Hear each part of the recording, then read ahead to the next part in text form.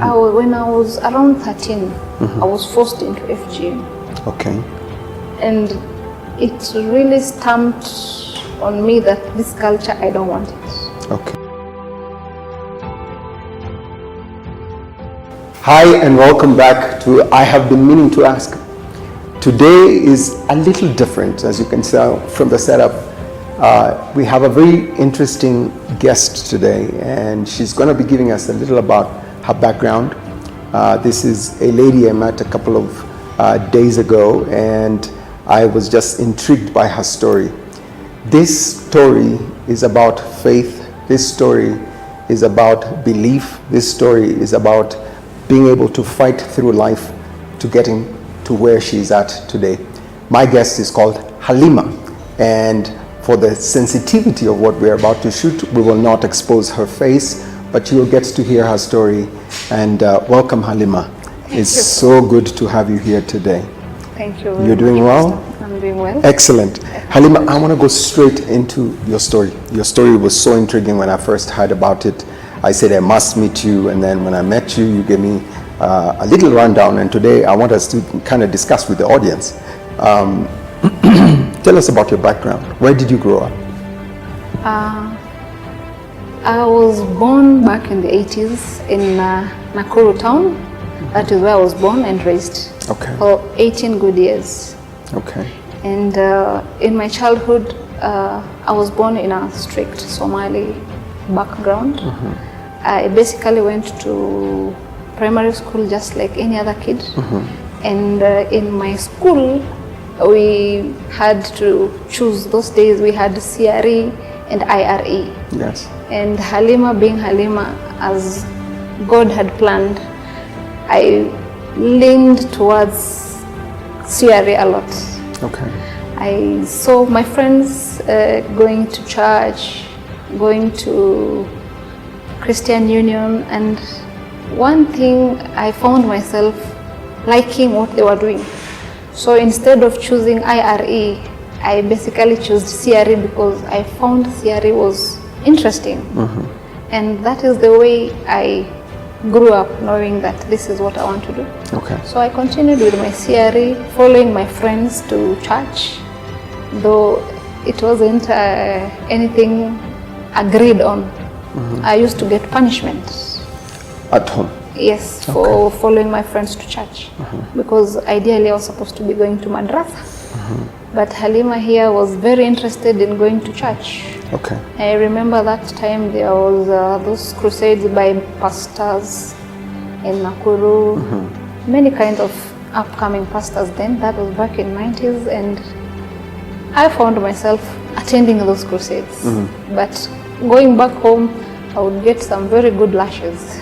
So was it, Halima, is it fair to say that you were just a rebel from the house? Like you grew up and you said, I want to do something different, and you started to pursue? Or was it that you just felt an overwhelming sense that there is something more? For me, I felt there was an overwhelming sense something was pushing me towards the church. Okay. I wasn't rebelling, but I was pushed out. I found like I had a calling to go to church. Because my friends would go. I remember there's a time my dad was very sick, and two of my friends who are still very good in church, they are pastors at the moment, decided to ask everyone in class, can we go and visit Halima's dad? And they led in a prayer. And that prayer was very strong because I felt... Wait, they came to your house? No, my dad was in hospital. Oh, he was in hospital, so yes. He wasn't well, okay. He wasn't well. So we went to hospital, a group of over 15 children, because we were children at the moment. We were in only class 5. About how old? Oh, class 5. Yeah, we were in class 5, I remember. Okay. And we went to pray for my dad. And for me, that was so touching. I felt this is a close-knit family that I need to hold on to. Was your dad healed after that?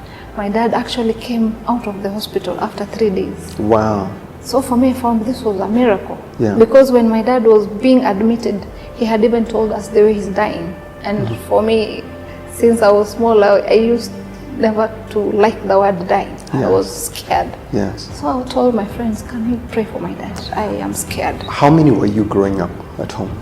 We were only two. Two kids? Yes. And then dad and mom? Yeah, and only dad. Mom and dad had separated. Mom and dad had separated? Yes. How old were you when they separated? They had separated? I was basically, the way I hear, I was months old. Okay, a few months old. Yeah. Okay, wow. So what happened? So you go through primary school, you're still pushing on with the CRE classes, then what happens? You go into high school? Yes, as fate would have it, I passed very well, and my first selection was in Limuru Girls. Okay. But as per the Somali culture, a girl child cannot leave home until married. Okay, wow. Yes. So that one And you was... were in Limuru?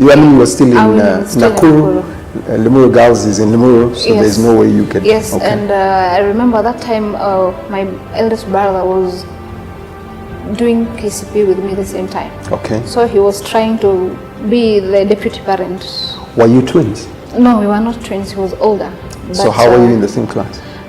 He lagged behind a bit, Okay. so I caught up with him, Okay. which wasn't a good thing with him. He was never, Agreeable. it never went well with him. He was always a bit jealous or something. Well, sibling rivalry The is always rivalry there. was Yeah. there. Yeah. So Okay. he made the decision because he never performed well. So those days, you remember our days, we had district schools, Yes, provincial schools, yeah. Yes. So for And me, national school. I was called to a national school while he had a district school calling. Wow. So he helped my dad make a decision. He said, no, we will wait for another school.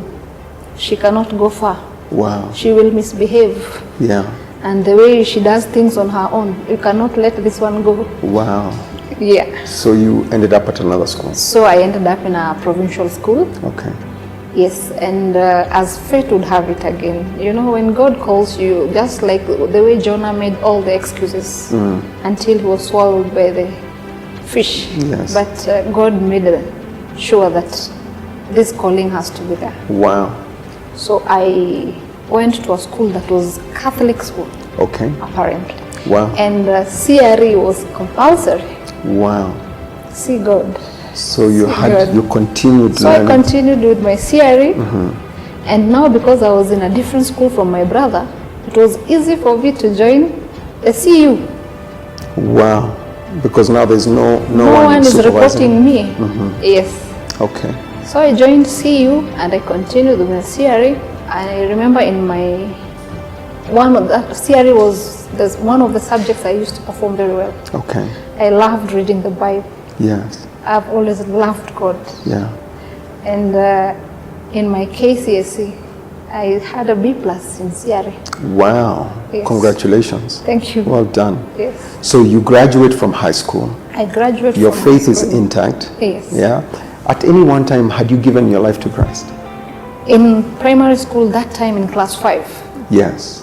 those two friends of mine, Yeah. one had already subscribed herself as a pastor. Wow. And it came to happen. So So she's still a pastor even today? yes, Okay. she became a pastor after Wow. we finished school. Yeah. So she asked among the classmates, who wants to give his life to Christ, his or her life to Christ? And I remember being the first person to raise my hand. Wow. Wow. So I can remember, even if it was a childhood, I think I gave my life to Christ at the age of 12. Yes. That's amazing. Such a phenomenal story. So you graduate from high school. What next? You've got to figure out how to deal with. I'm telling you, that is now when the Swahili say mkoko umealika maua, because now I got a C+ and I was ready to go to KMTC. Yes. But now What did you want to study? I wanted to do nursing. Nursing. Okay. Yes. And all this would have been easier if my parent would have agreed. Okay.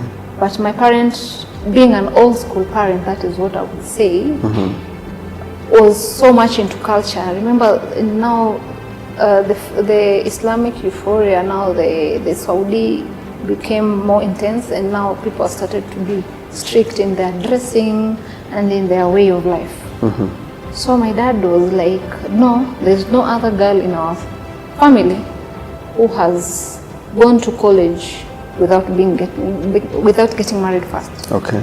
So we'll arrange a marriage for you. Okay.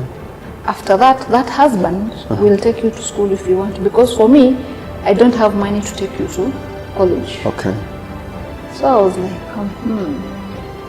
one thing for sure, I told him, one thing for sure is, I know I don't want to get married. Okay. I want to study. And this time you are about how old? 18? I'm 18. Okay. I want to study. And I will study. No one will force me. Let me take you a bit back. When I was around 13, I was forced into FGM. Okay. And it really stamped on me that this culture, I don't want it. Okay. Because I felt, why would you make me suffer? So when it came to story of early marriage, I said no. Okay. So when they had me saying no and they know I was a spirited child, I would really fight for my rights. They said, if you want, my dad and my brother said, if you want to work so that you can get your fee, then go ahead. So you can educate yourself, in other words. Okay. Yes. So I tried to look for work and I got a job at a local supermarket. Okay. I worked there for like 3 months. I was saving my money. So my brother told my dad he will not support the family. He will make sure that I don't save enough so that I have no powers. You know, they say when a woman has her own money, she's powerful. So they tried to clip that power away by making me pay bills at home. Okay. I was forced to be paying bills at home so that I could not reach my target as soon as possible. Yeah. It dragged me behind for some time, but later on, there was an onset of violence. When I was growing up while in school, I used to see my dad controlling who I work with from high school, from school to home, but I never felt it was that bad as when I started working. Because he could find me walking from work with my friends and he would have this nyahunyo with him. He'll just shoo. We hear our backs pop. Then everyone runs away and then we realize, oh, it was my dad who was trying to slap us. Then he would tell me, I told you not to be walking with these people. When you leave work, you must run back home. So everyone was scared of even walking with me home because they used to find this person, she has a lot of issues in her life. We'd rather keep away. So when this happened frequently, I realized I should rather just find a way out. Fast forward, I know you left home. Yes. Moved to the city, the big city. Yes. And you found something else to do. Where did you find your job? When you moved here into the city, where did you look for work? At a local, what do we call it? Like an M-Pesa shop. Oh, it was an M-Pesa shop. Yes, Okay. it's like an M-Pesa shop that they were selling phones on the side. Okay. Yes. All right. Yeah. So that is where I started working. Okay. So I used to save money, but now in that M-Pesa shop, it's like a, what do we call them? Like a stall. Okay. So there's an like a shop, an M-Pesa shop, but ahead is like a pub. Yes. It's like a wines and spirits. Okay. Okay. Yes. So it wasn't a bar. It was, okay. Yeah. Okay. Yeah. And then I later got a bigger shop to work from. To somebody's own shop. Doing the same but selling other electronics as well. Yes. Okay. And then the owner decided to close it up. And when he closed it up, he opened another company. Yes, another company in Italy. Was it easy for you to transition from living at home to living in the big city?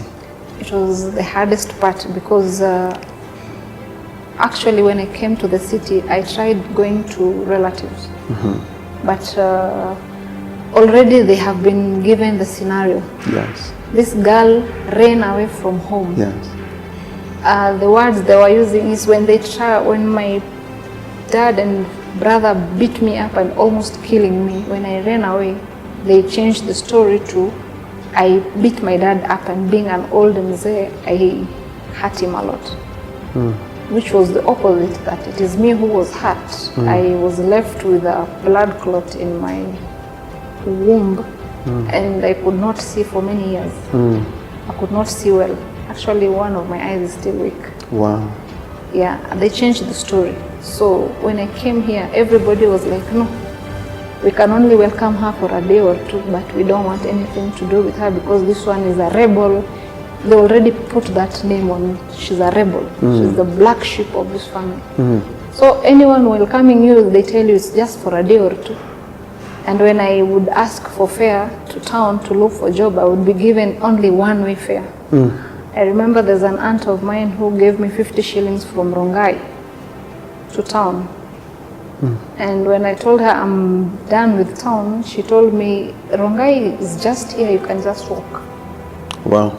And I had to walk all the way. Wow. How long were you in the city before you found something to do? Around 2 years. Before you found anything to do? Yes. So you were living with relatives? I lived with relatives for less than 2 months. And then a well-wisher, she met me at railway stage. I was actually crying. And then she told me where I live is not so nice, but she used to work with City Hopper then. She was those traffic, I don't know the name, but those like traffic marshals? Yes. Yeah. So she told me, I can just house you in my place until you get somewhere, but I'll help you even look around for a place. Wow. And that is how I found myself in Kawangware shanties. Yeah. Yes, she took me to her house, I stayed with her for some time until when I got that job in Lipuli. Yeah. And then, because she introduced me to the place, you know, sometimes when you are too down, you've been trampled, even the little thing that you find, you see, it is like gold to you. You value it. I found that place very nice. I could buy mandazi for 5 bob and would be enough for me. So I liked it because there was nothing I could do apart from sleeping and using the common bathroom. Tell me about your faith at that time. At that when time, you were in the I was always asking God, are you truly my God? Have I made any mistake? There's a time I even questioned myself, am I doing the right thing? Or I was supposed to be a Muslim. But then one thing came back to my mind. You've been praying 5 times in a day, every day asking God for a miracle. 5 times I pray daily. But God is not coming through. But one day I just sit at a bus station, I cry and ask God, God, if you're truly the true living God, show me a sign that you're with me. I remember saying that short prayer, and that is how that traffic marshal saw me. Then I realized, no, God has never left me. So you found somebody, a husband? Yes, I found someone. Yeah. How did that happen? We met through a mutual friend. Okay. Yes. All right. We met through a mutual friend. That is after I had my firstborn. Okay. Yes. Okay. So we met through a mutual friend and we became friends because we realized that we had many things in common. Okay. Yes. All right. Yeah. Was he also Somali? No. He's not? He's not Somali. Okay. But you had many things in common. Yes. We're not Somali, though now he has lived among Somalis. Okay. He has worked with NGOs where Somalis are. Okay. So he basically knew how Somalis are. Yes. Yes. Wow. But what intrigued him was, and I told him, I'm Halima, but let not the name confuse you. I'm a Christian. Yeah. I love Jesus Christ. Yeah. He's my personal savior. So he was like, wait a minute, Ati, can you repeat? Then I was like, no, I won't repeat. You want the story? Let's have a sitting and then I will tell you more about it. Yeah. Yes. And the rest was history. And the rest is history. Halima, before you got married and found this lovely person, you had an ex-boyfriend. Yes. And there was a lot of abuse there. Could you speak to that? Because I know we have a lot of viewers who have gone through or are going through certain things. Would you just speak into that? Sure. Having come from home where I felt I wasn't loved, and no one wanted to listen to my views. When I came to the city, the first person I met was this guy who looked so caring and so concerned of how I left home with bruises. Actually, one of my eye had a black mark for the longest time. And he took me to hospital. Actually, that is when they found a clot in my womb, and I was treated. Okay. So I felt like this was a good guy. And when he was showing me how he's caring and all that, I fell for him. But later on, I couldn't tell how things changed fast when I mentioned to him that I was pregnant. So he insisted on me having an abortion. Okay. For me, I told him, being someone who is trying to be in the right books with God, I don't think this is a good idea. I will not commit murder. And when I said that, he turned violent. He told me, I have a family somewhere, I never wanted you to know, and I don't want to be somebody's father again. So you must listen to what I'm saying. When I refused, he became very violent. He used to kick me in the tummy, trying to step on my tummy. You know, I would sense this guy is out here to make sure that this child is dead. So because I didn't want that, I refused. One day when he was just out for work, I packed my stuff and I left. Because I felt I would die the next time he hits me.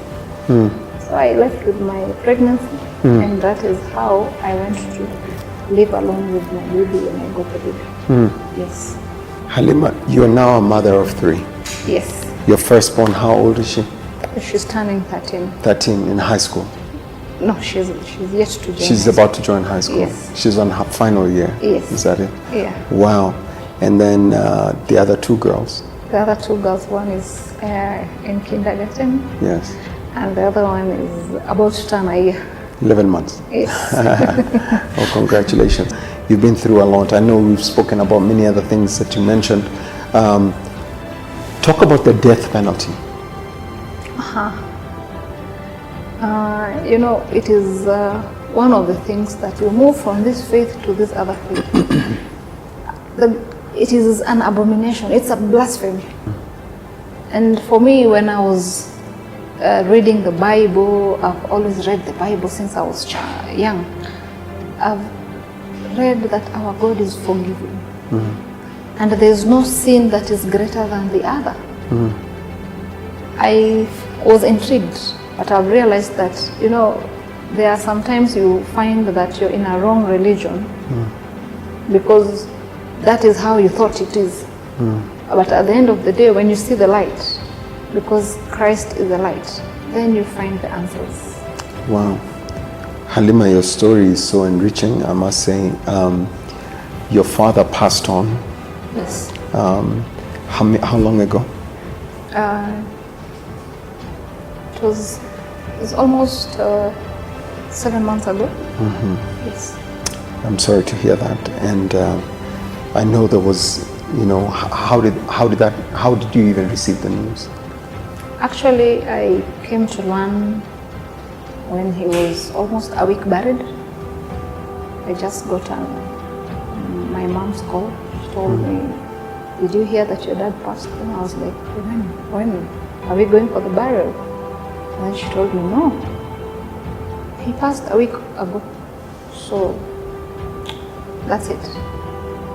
I'm so sorry. Yeah, thank you. So there's nothing much I could do. Yeah. Wow. Have you since forgiven your family? That is the first thing I do before I sleep, because I realized I cannot carry pain in my heart. And one way to forget to be free from pain is forgiving those who hurt you and asking God to show them light.